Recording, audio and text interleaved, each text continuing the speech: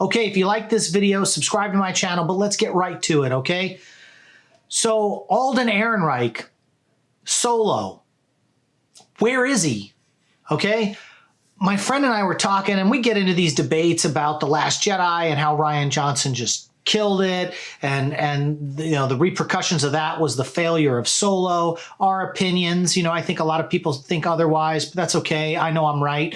But the bottom line is here, I went and I looked at IMDb, and I looked at Alden Ehrenreich's page. Nothing. Nothing in pre-production, nothing in post-production, nothing announced, nothing in development, nothing since Solo in 2018, his last feature film credit. Now, let's be honest. It took some backlash from The Last Jedi. People just, a lot of the hardcore fans that go and see movies 5 and 6 times didn't show up for this movie. They waited for it, and the box office speaks for itself. I don't really want to get into that as much as Rian Johnson basically killed Alden Ehrenreich's career. Now I'm saying that. I honestly feel that. Alden Ehrenreich, like most of these actors, signed a 3-picture deal. I think they were thinking that Solo was going to be such a huge hit that everybody would want more, and they could squeeze in a couple of more adventures in between before you get to A New Hope with Alden as he got a little older and closer to Harrison Ford's age. But I'll be honest with you, man, Rian Johnson killed this kid's career. Because Alden, although he didn't exactly look like Harrison Ford, that's fine. He didn't exactly sound like Harrison Ford, and he really went out of his way in some respects to make the character his own. By the end of the movie, I felt like he was Han Solo, okay? And he did a good job. Ron Howard did a good job. All of the actors did a good job. It was a heist movie. It was a lot of fun. Solo was a good movie, $392 million at the box office, but with a $250 million budget, it needed to make $500 million just to kind of break even, and it just didn't work. But it made a lot of money on Blu-ray and streaming, and it's going to have its television sales and all that other good stuff. So the Solo will eventually make money, okay? But Rian Johnson's disaster of a film basically killed this kid's career. I mean, he probably had the weight of his shoulders, even in production, knowing he was going to be Han Solo. He was going to have the weight of Harrison Ford and all the success of all the Star Wars. And if this thing was a bust, it was all going to come down on him.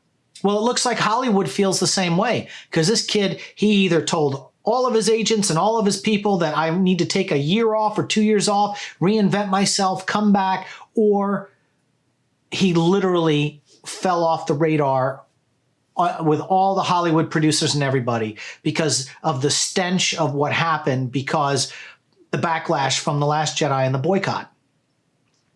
So I feel really bad for Alden Ehrenreich. I thought he did a good job. You know, it's just so sad that this guy's done nothing since the movie came out. Nothing. And I honestly feel all that falls on Rian Johnson, because he turned people off to the franchise.